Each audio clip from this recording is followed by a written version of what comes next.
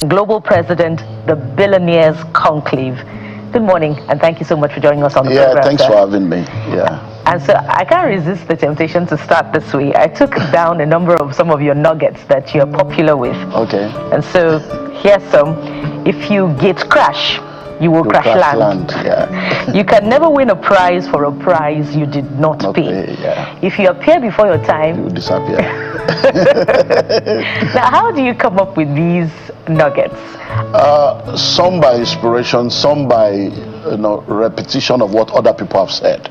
Because in life we learn from people. So when I hear people say things that resonates with me, I try to listen to it over and over again until it becomes something that is conscious. So you have to move it from the subconscious to the conscious, and it becomes a software that runs your own life. So some of them are inspired, some of them I learn from other people.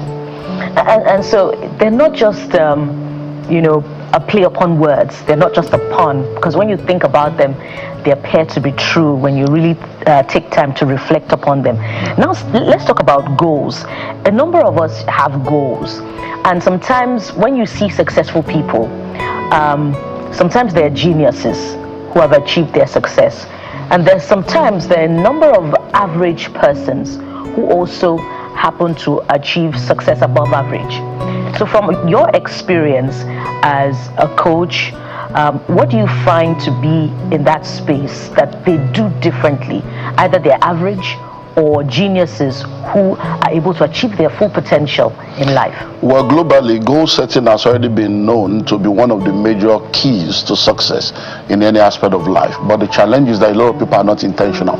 You see, everybody sets goals, but some people set it consciously and some do it unconsciously. Almost everybody wakes up every day, I'm awake, I need to eat. Oh, that's a goal. I need to eat. You now start planning to eat.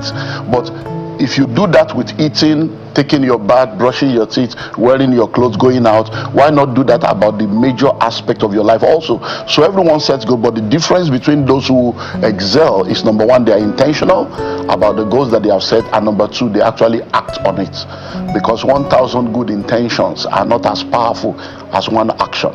So a lot of people have good intention. I plan to, I hope to, I intend to it now. Start doing it. That's when the results will come. And that's the missing link for a lot of people. That's action. So that brings me to the issue of discipline and ethics. Yeah. I want you to speak, because I've listened to you a couple of times, and there's that consistency of intentionality. Yeah. Why do you think people are not intentional the way they should be? And that has separated a lot of the packs. Their why is not strong enough. They don't have a strong enough why. Like you said, I'm the global president of the Billionaires Conclave, and we host, our annual events. As a matter of fact, it's this morning, so people are already waiting for me now. So gathering this morning. Oh yes. So we can follow you from here. So the 5 of them are lodged in the hotel already, and we're starting 9 a.m. this morning. But I had to come because of the invitation now. And 3 years ago, a lady walked into that meeting. Where about 3 of us standing just discussing, and she comes in looking out of this world. Her shoes, her bag, the perfume was what was like, wow. And she sits down there, goes through the first day. The second day of the meeting, she stands up to ask a question. I don't understand. Now when I came in yesterday, I was like billionaire in this Nigeria. But I came in, I saw a lot of young people. And the way people are calling billions since yesterday, I'm like, are we in the same country? So because the entirety of last year, that was the previous year, that our entire turnover for the year was less than 10 million. But look at that guy. I know that guy. About 4 years ago, he still borrowed money from me. But I know he's a genuine person. I can say, I didn't know that you people are making this. She says, why am I not making the same kind of money? Now this day too, and she's dressed up. So I asked her, I said, all these things you are wearing, do you know how much it costs? That when you came in yesterday, we saw you. I said, that means it's either you have a rich husband, or you have money, or a rich father that is taking care of it. Also, yeah, I'm married and my husband takes care of me. Is there anything wrong in that?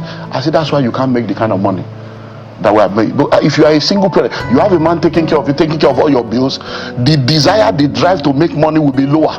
I said, if you have a useless husband that is not taking care of, or you are a single parent of 2 children, and you still have mother, brother, sister, everybody on your head, I said, you will make more money because you have a stronger why. I say your why is not strong enough. And are you now telling me that I should not take money from? I said, I said, listen to me, wealth is not sexually transmitted.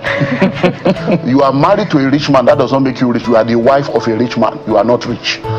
Because if that man dies today, Reality can you check. give yourself and the children the same quality of life that that man gives? And so I'm not saying don't collect money from yours. I say have a bigger why. Say, so what's my why? I say let your children become your why. I say because the children are not your husband's children, they are your children also. So make up your mind and say, by the time these two children are 18, I want to hand over ₦1 billion each to two of them. When that becomes your why, it's not about survival, it's about vision. I said when you do that, you begin to drive, because every time you drive you face opposition. You're like, I can't come and kill myself, my husband is thinking, what am I even looking for? And so now you know you are looking for something. The next year she did over 100 million.